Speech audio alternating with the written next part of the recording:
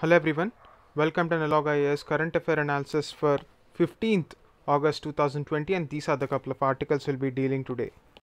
The first article for the day is taken from the Hindu and it is titled Democracy Needs an Internet Ombudsman.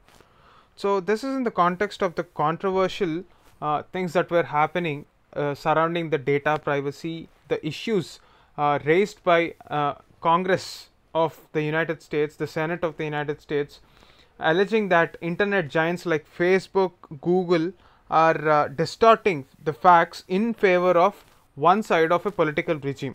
So in the larger context, internet has been a democratic forum wherein every person had the right to express their opinion.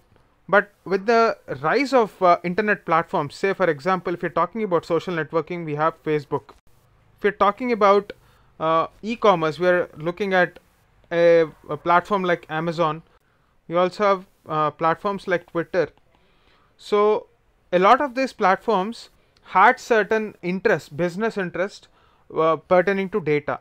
So recently Facebook declined to take down ads which were political in nature because it defended itself, saying that the ad clearly lays down the norms for what is accepted in a political ad, and it is very evident that it is an advertisement.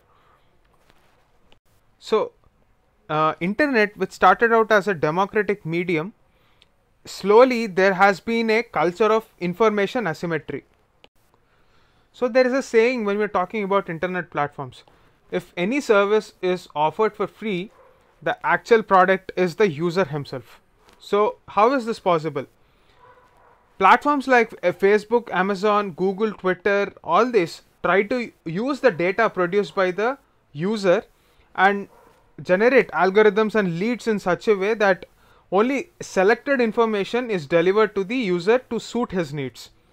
So this is also very evident in the form of use of data analytics, which has been causing information asymmetry. Because say for example, if a content provider wants to push his content forward to the user, he pays to Amazon, Facebook and other internet platforms wherein a large number of people gather together to access that information.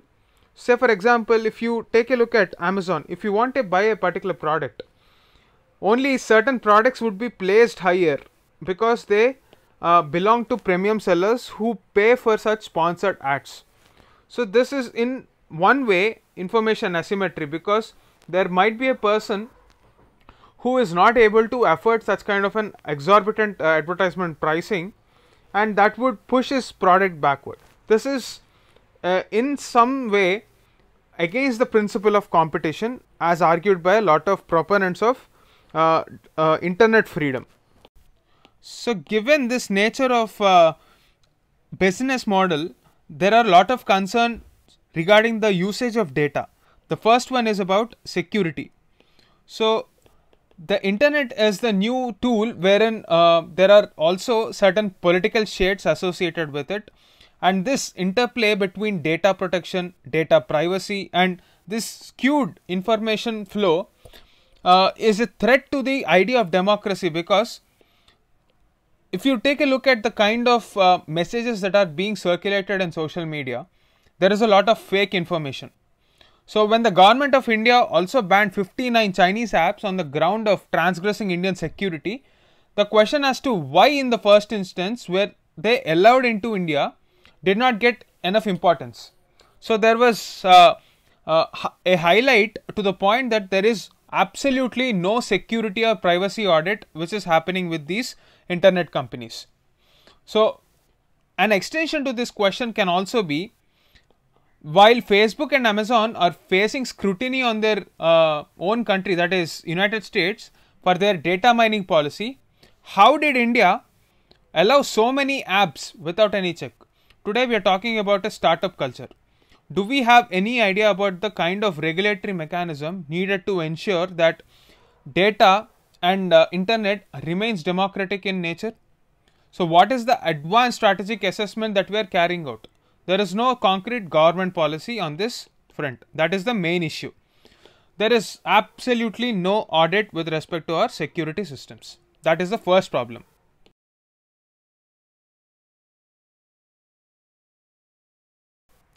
In 2017, in the Puttaswamy case, the Supreme Court has declared that privacy is a fundamental right.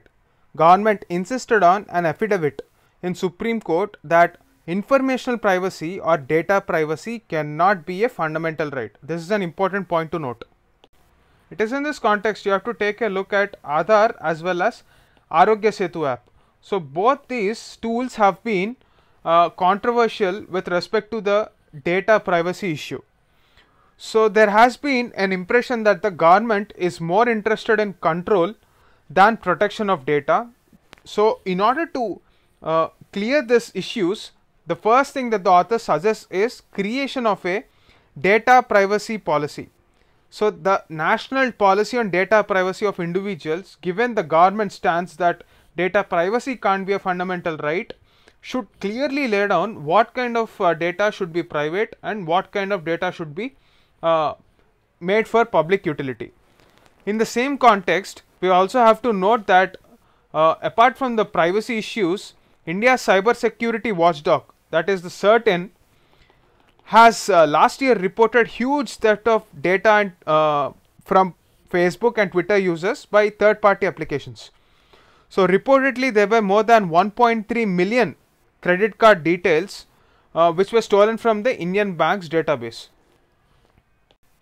So it is in this context that data protection framework has been widely debated, because we are yet to understand what kind of data will be made available for the public and what kind of data will be stored within our country, and it will be treated as a right to privacy of the individual.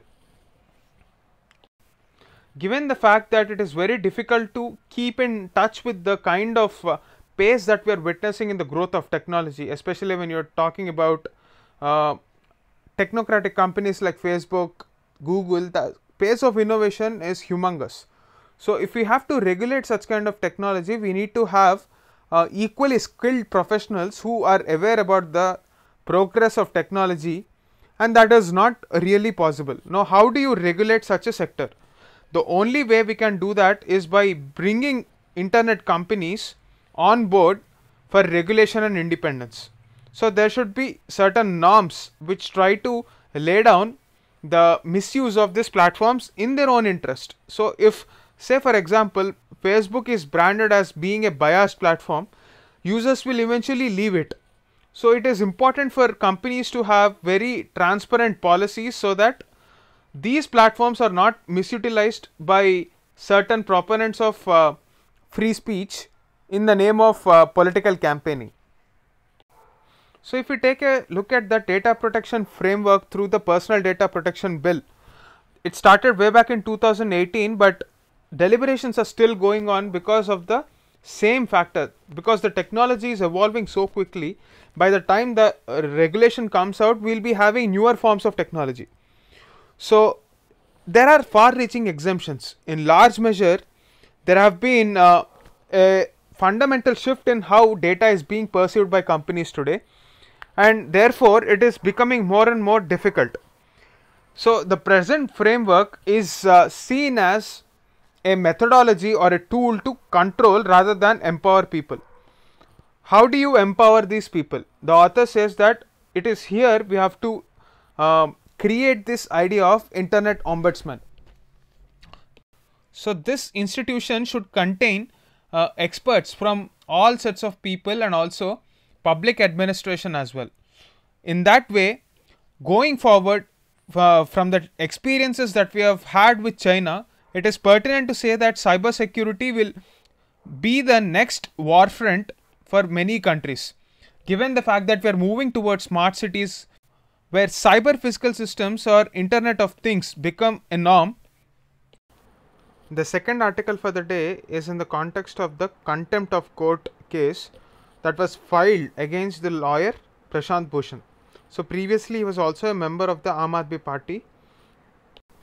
So the present case is regarding a 2009 interview in Tehelka magazine, in which Prashant Bhushan said that half of India's last 16 judges were corrupt.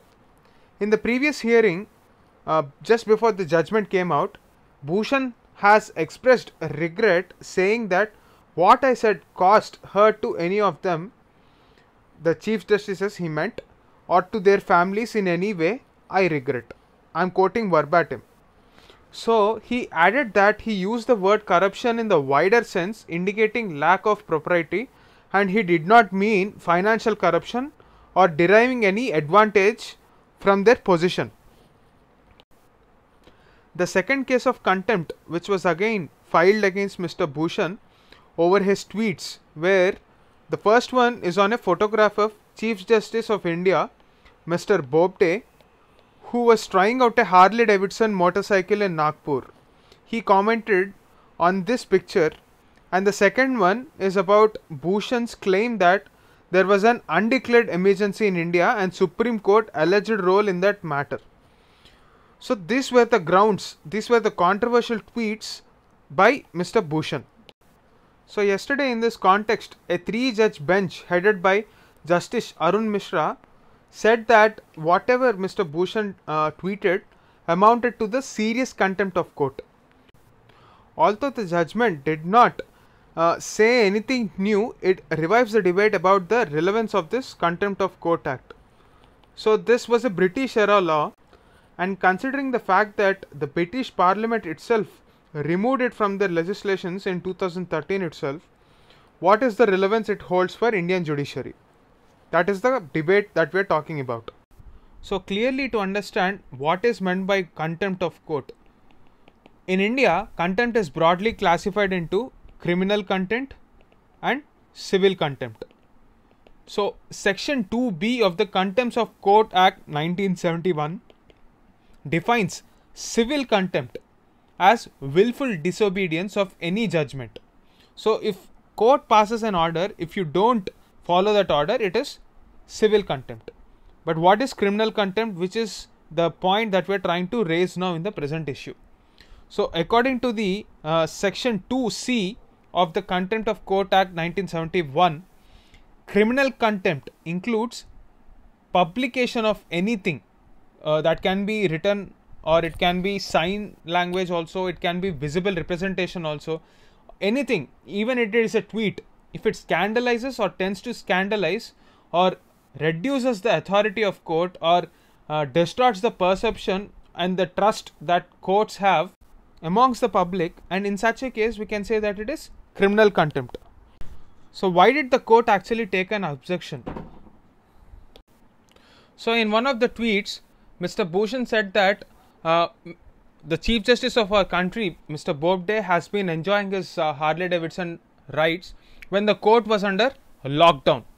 So the court had an objection with respect to the usage of the phrase lockdown, because given the fact that the various benches that were functioning during the lockdown period from March till May, they have solved a lot of cases. I mean, they were hearing a lot of cases. So this was a very irresponsible remark from Mr. Bhushan, who himself appeared as a lawyer during this period. Similarly, the second tweet that we are talking about is regarding how there were various instances where, according to the opinion of Prashant Bhushan, Supreme Court of India and the judiciary at large has been responsible for the erosion of Indian democracy. So the court took objection to that as well, because it was a clear indication to suggest that judiciary was somehow responsible for the erosion of democratic values. On both of these grounds, Supreme Court has said that the court cannot tolerate such remarks which have certain agenda towards it, and therefore they wanted to ensure that the very foundation of the institution of judiciary is not defamed. That is why they went ahead with this Contempt of Court Act against Mr. Bhushan. That is the gist of this article.